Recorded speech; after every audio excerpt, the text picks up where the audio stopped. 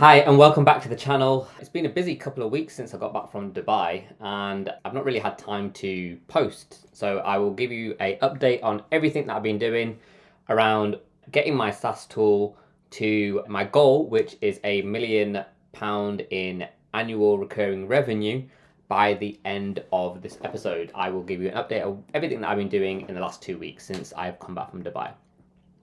So, a couple of things. One thing that I've kind of just had a head down on since the last video is just building new features into the product.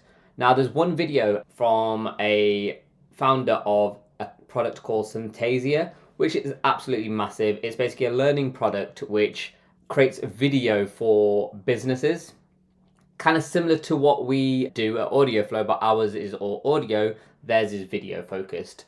And one thing he said, it's easy to get a customer for year one. The hardest part is keeping them into year 2, 3, and so forth. Now, one thing with AudioFlow, because you can just download the MP3, that's got me thinking is like, how do I make sure that the system that I'm building, the product that I'm building, is only, you need to have it in order to maintain the learning that you're producing, basically, and the products that you're producing. So there's a couple of things around this is making sure that the hosting is always done from AudioFlow, so you don't actually have the offline ability, which with building the podcast part where you can just download the MP3, that's not feasible. One feature that we already have on the system which would need that is the quizzes part, where once you have the quiz, the podcast, you host the quiz off the back of the podcast on AudioFlow. But one new feature that I've been building is called AI coaches. Now, this came off the back of a customer conversation that I had, well, a potential customer's conversation, where they were like, we love the product, we love the podcast, and what we need to do is just bring a couple more people in, woo them over, and then hopefully we will be able to bring this product into the business. And that business is a mortgage broker. I'm not going to name the company's names or anything else to do with it, but it's a product that could go big and they've got a lot of strong backing behind them. So I thought, how do I keep them as long as possible? So I've had this idea for a while where we can build AI coaches on the platform, leverage some of the other tools out there. But what I've done is that I've built this, and I'll give you a quick little glance of it. And what it is that it's basically a two-way conversation which you can build on AudioFlow, but you can embed in your own product. So if you've got e-learning, if you've got a website or whatever, where you want this coach to sit, you can embed this just by an embedment code. But I'll give you a quick little update on this and then I will go from there. So you just put your name in and I'll just give you a glance of it. Hello. All right, head up. Sounds like you're ready to dive in. Let's start with something practical. Imagine you've just had a first-time buyer call you about getting on the property ladder. What's your opening approach? I guess the opening approach is to try to ease them, win them over, and tell them why the products that we have are better than others on the market. Okay, easing them in and highlighting what makes our product stand out. But tell me, what exactly would you say in those first 30 seconds to actually ease them? I guess it would be like, I know that getting a new house is a big commitment and it's a lot of money to invest, but this isn't just an investment in monetary value, it's an investment of your future. Okay, I like that. An investment in your future. That's got a nice ring to it. But here's... Okay, so as you can see, there's a two-way conversation happening with my coach around a first-time buyer situation. Now, there was a bit of a glance at the top, which you saw when I said hello, it said heads up. That's just probably because I didn't speak clearly then. But you can see how powerful this could be. So what most people would do, we just want to get this code and embed it into their e-learning or their website or their LMS or whatever it is that they want to host it on. And then it wouldn't actually look like it's coming from AudioFlow for the business, but on the back end, it actually is, because the analytics then shows you, you can then go, okay, so let me, as a employer, let me just see how that conversation went for that employee who basically had that coaching session. So I can actually see here what types of conversations have been had and so forth.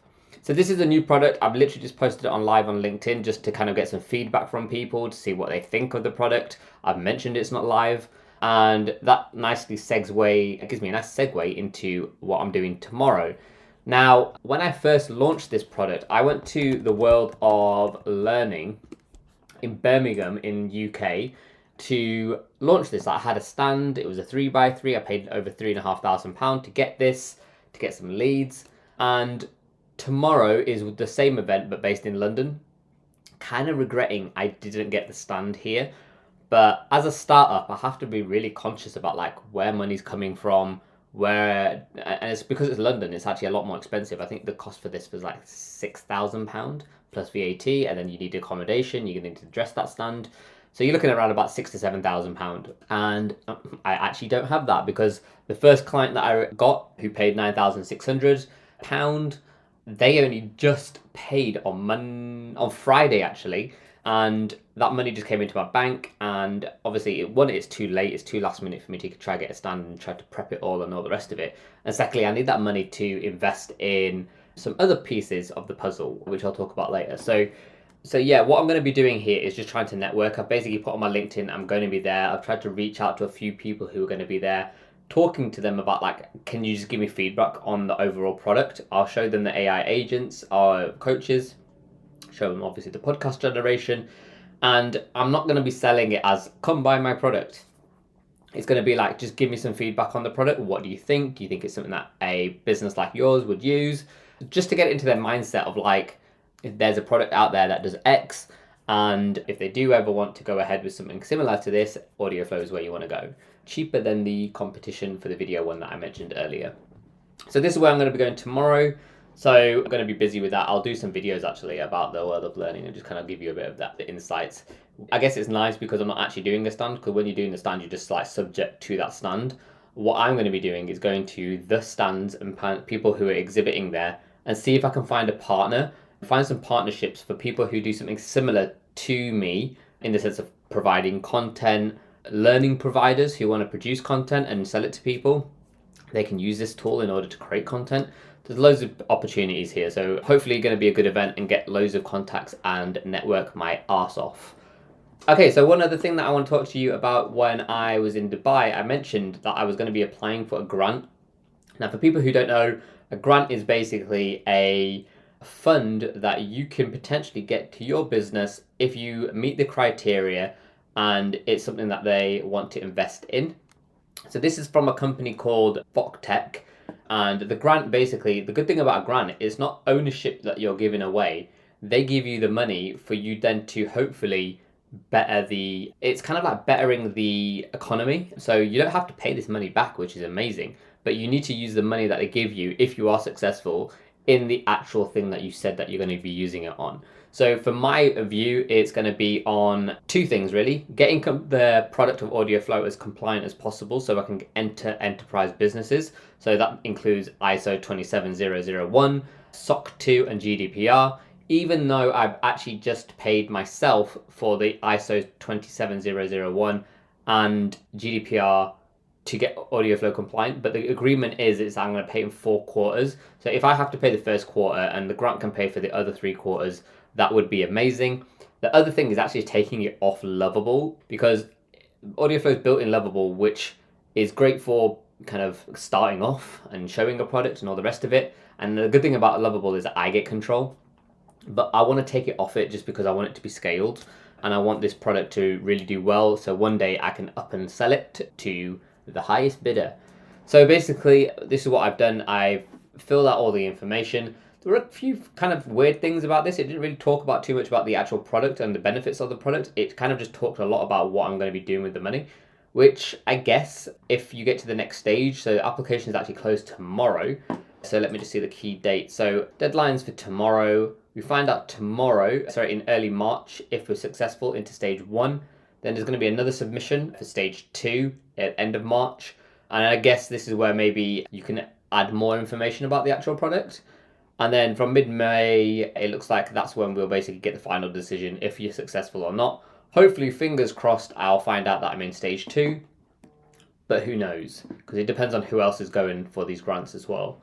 But the other thing is that actually I've got a conversation on Wednesday with these guys about actually investment, because they actually invest in products that are help for technology for skills or the future of work. So this product which I've actually created is all about the future of work. It's basically helping people get to learn, but in just different formats. So perfect scenario. I think this is a great tool for them to invest in. I'm not just saying that but it just fits their criteria. And there isn't a couple of other kind of companies as well, VC companies, who are investing in products like this. And who knows? I think for me, what I've realized over the last kind of like couple of weeks is it's getting tough now for me to really scale this myself, because whilst I'm building product and I'm doing that part and I'm kind of like adding these new features on, I'm then not concentrating on the sales part. But then when I'm doing sales, I'm not concentrating on the product. I'm not getting feedback from customers. And it's hard for me to manage like the whole process. I want to do more on socials, because AudioFlow can actually be sold to consumers, so normal general people. There's a whole strategy that we could do on like social media to gain more traction, to get like customers using it from like individuals, not just businesses. Obviously, from the business perspective, it's advertising on like LinkedIn, getting that out there a lot more as well. And when you are limited on funds, and it becomes a little bit hard to really push the boundary when you're doing everything self-funded and literally just sitting here by yourself, because all it takes is one other company to come see what I'm doing and just try to mimic what we're doing, who have a lot of money behind them, and just blast it. So I don't want to take that risk, because I really think AudioFlow has a lot of traction. It has a lot of good feedback. Out of every single conversation I've ever had, I've had one person who's basically turned around and said it's not for them, but she came on in a mood when we spoke. So yeah, we'll see how we get on. I've got conversations with these guys on Wednesday. So as you can see, getting a bit busy now, where I'm going to be London tomorrow, going to networking Wednesday. I've got this call. I'm trying to get a call with a potential customer for Thursday. So yeah, slow and steady, but it's getting traction now. And I've got my target to try to hit at least 25 businesses by the end of this year. And stretch target is then 35 businesses, all for me just be able to get. And the only way I'm going to be able to achieve this is if I'm literally hammering down on LinkedIn and hammering down at these events, networking, getting the product out there as much as possible, and then going from there. So yeah, lots been happening with myself, with AudioFlow, with getting potential investment, going to events, all of that good stuff. So if you want to continue on this journey with me, please like, share, subscribe, and then I will see you in the next episode, and I'll give you an update of everything that happened this week.